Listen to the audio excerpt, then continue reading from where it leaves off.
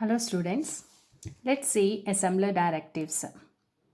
We know assembler is used to convert the assembly language program to machine codes or binary codes which are executable by the processor. So there are some instructions to the assembler. So those instructions we call assembler directives. That is, these are the directives to the assembler which we are using. Here we are discussing assembler, like there are many assemblers. We are discussing macro assembler ASM86 or turbo assembler TASM and MASM. So these are the directives used in these assemblers. If you are using any other assembler, there may be a slight difference in the directives which are used. So let's start.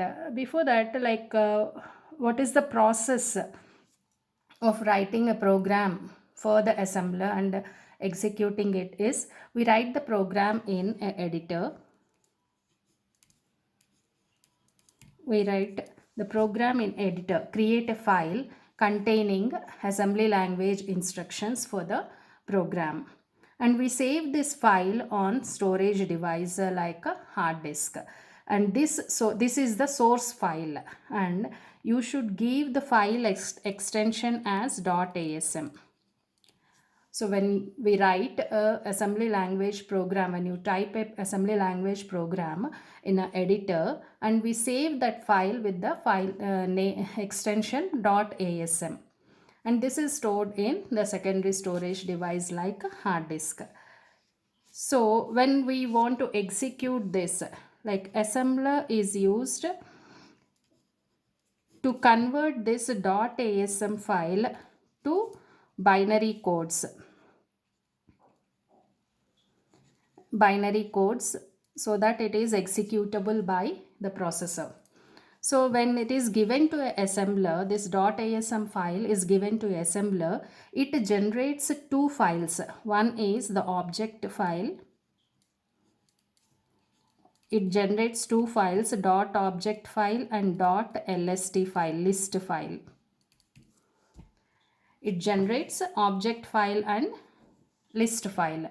So this object file is nothing but the binary codes or the machine code, and this list file contains binary code as well as the instruction. That means in the list file you will have all the instructions which you have written, and besides those instructions, for each instruction its equivalent machine code will be written in list file. So this list file is for troubleshooting. This is for troubleshooting. So in the list file it shows if there are any errors in the program which you have written. So you can take a printout of the list file and just go through the program and find out where the problem is or the error is in the program. So for that purpose this list file is used, and this object file is the one which is loaded to the primary memory for the processor to execute the program. So this is the process. Okay, now let's see the different assembler directives one by one. The first one is segment and end segment. The first directive is segment and end segment directive, end-s directive. Okay, so a group of data statements. So when you are writing a program, you will have a program instruction, that is the code, and then the data on which this code works. Okay, so a group of data statements or instruction statements contained between the segment and end segment directive is called as the logical segment. Okay, so how we write, like first we'll define a data. So write the data statements between segment and end segment and give that segment a name, not only data, because we are using it for the data purpose. I have written the name of the segment as data. You can write any name here. Generally we write data or data here or data 1, like that. Okay, segment, So here we write the data statements, that is variable declarations or constant declarations. These are done here and it is ended with the statement endes. Data endes. Okay, so this is the logical data segment for that particular program. In the same way, next we'll write the code. So start the code segment, logical code segment, write the instructions, program instructions, and at the end you end it with the name and endes directive. Okay, so this is the logical code segment. If suppose there is a stack operations in your program, then you will define a stack segment also, and if extra segment is required, extra segment is also defined in this way. Okay, so this is a segment and end segment directive. Then naming the data and addresses. Like data can be named, given a name with the directive equate. Okay, so I can say max is a variable or constant name given to, if I use this statement, this means that 99h is a constant value which is given the name max. So once you declare this in the data segment, then in the program you can use wherever 99h is required, in that place you can use this name max. Like suppose I have an instruction in which this 99h is used. I am comparing AL contents with this maximum value. So this way you can give name to a constant. In the same way, variables are declared, like addresses are given names. Okay, variable means it is a variable where you can give a different value to that variable. At each time the value will change. Like in a high level language like C language, you are saying int I is a variable. So here I is a variable which can take any value. You can assign a value to this particular variable. In the same way, here variable here is a memory location, to which in that memory location you assign a name to that memory location, and you can put any value to that memory location. Like here I can say declare a variable num1, and when you declare a variable you will specify the data type. In the same way, here the data type you specify here db or dw or db, dw or dd, data double word. Okay, so here db means data byte, that means number 1 is a variable which is of 1 byte. Okay, so here I can assign a value to this data byte. If it is data word, then 16-bit data you can assign to this number 2. dw I can assign a 16-bit data to this one. If suppose you don't know what is the value, at present you are declaring the variable but you don't know what is the value of this variable. Later on in the program, when it gets executed, the value will be assigned to this. Then you can declare it with a question mark, so that a memory is allocated. For that, the location is assigned with the name number 1. The location is assigned but value is not put in that. A value will be put afterwards, later on. So in that case you will assign it with a question mark. Let us suppose you want to assign number 1 data byte. I want 4 data bytes. Then I can write dupe of 0.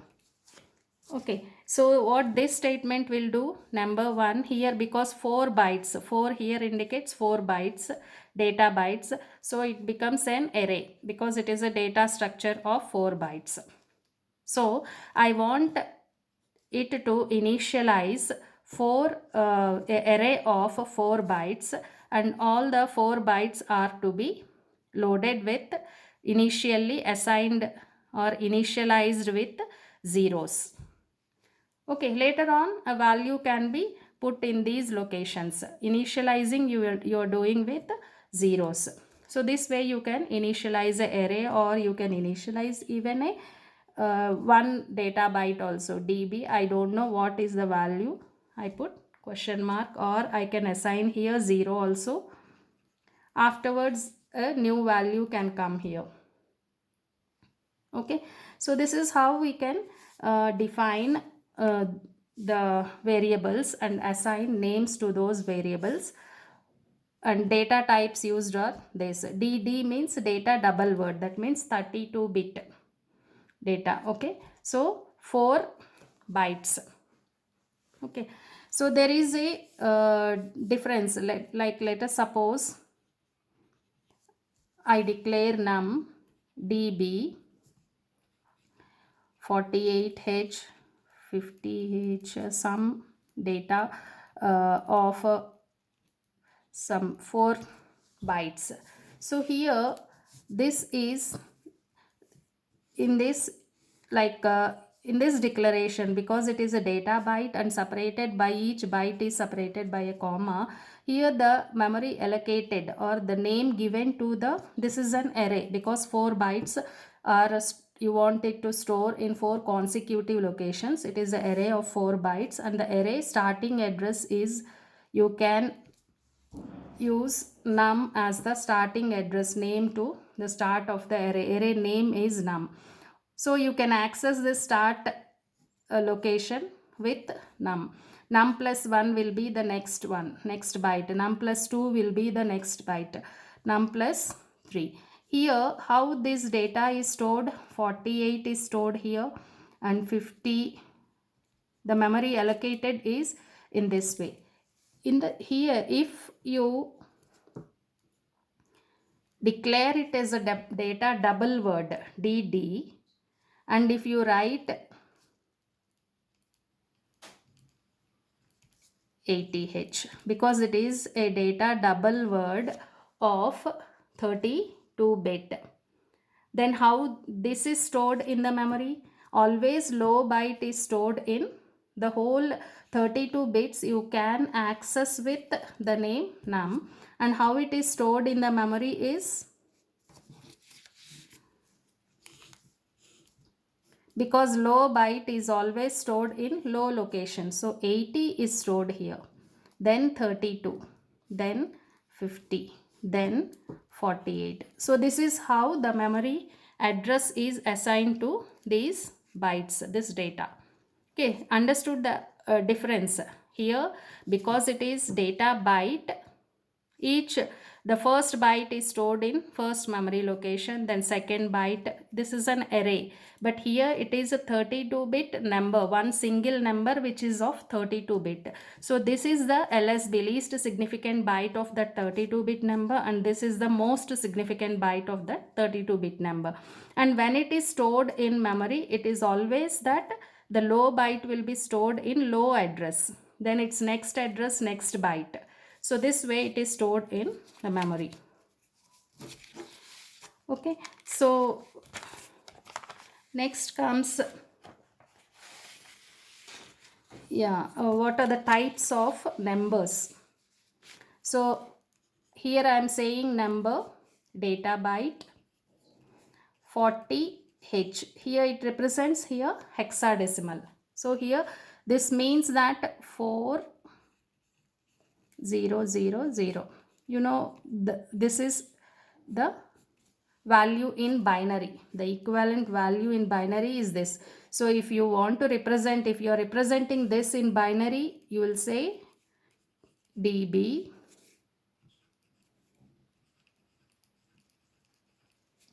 you will represent it with b. So b here indicates that this is the binary data. Here this indicates that this is a, h indicates here that hexadecimal. If you don't assign any name here, number, which type of number, like if I write here 48 simply, it means that this is the decimal. This is a data of type decimal. So when this is converted into binary codes, the assembler will convert this 48 to its equivalent binary and then store it. It will convert this to equivalent binary. Okay, so that is why, like in the previous examples also I have discussed count. When you initialize count, I want count the rotations to be 100. If I say only 100, it means that 100 in decimal. If I put here h, it means 100 in hexadecimal.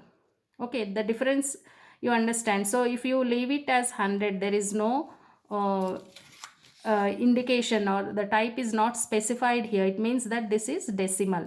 So when it is coded, converted to binary codes, assembler will convert this to its equivalent binary. That is, it will load it as or feed in the program as 64h, which is equivalent binary of 100 in decimal.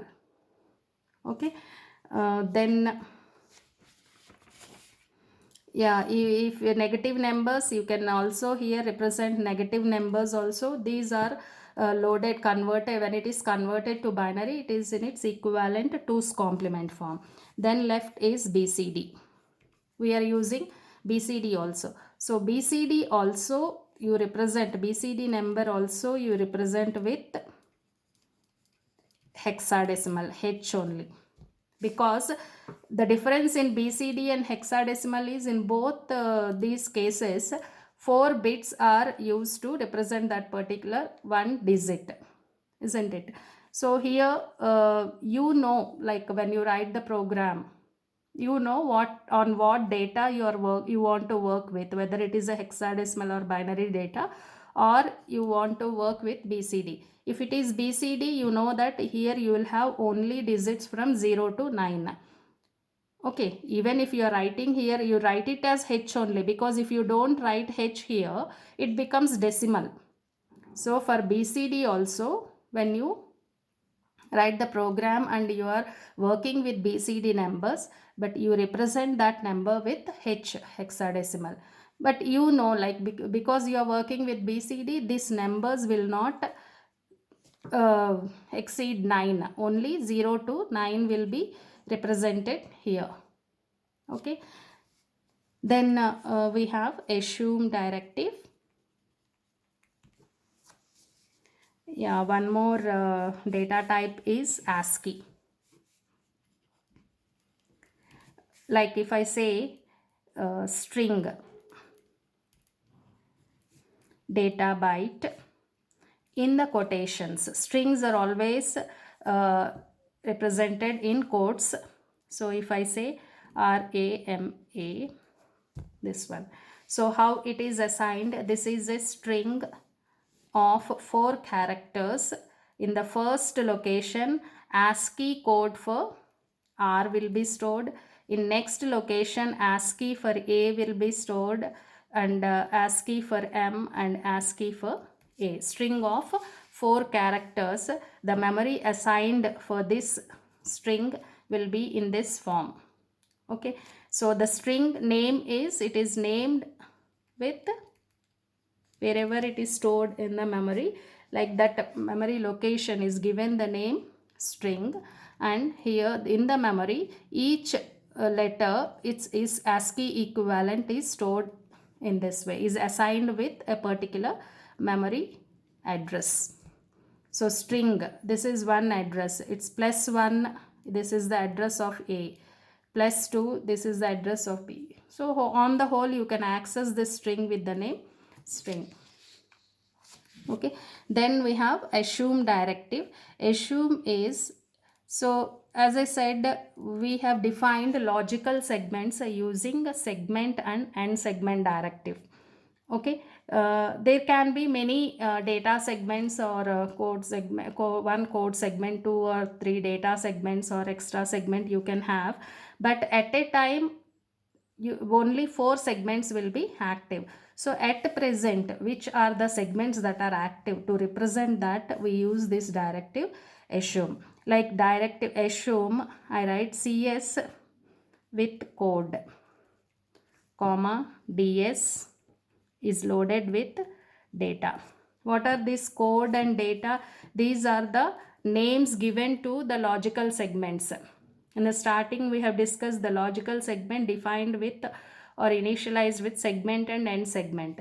So here, wherever this code is starting, that address is loaded to code segment register.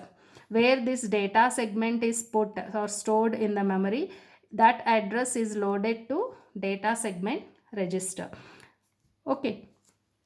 So let us suppose in the program, after this instruction, you have written a part of the program, and here in the mid of the program you want a data segment to be a different data segment you want to use. You can write assume ds with data1, another data segment, let us suppose. So here the data segment will be loaded with another data segment here, address.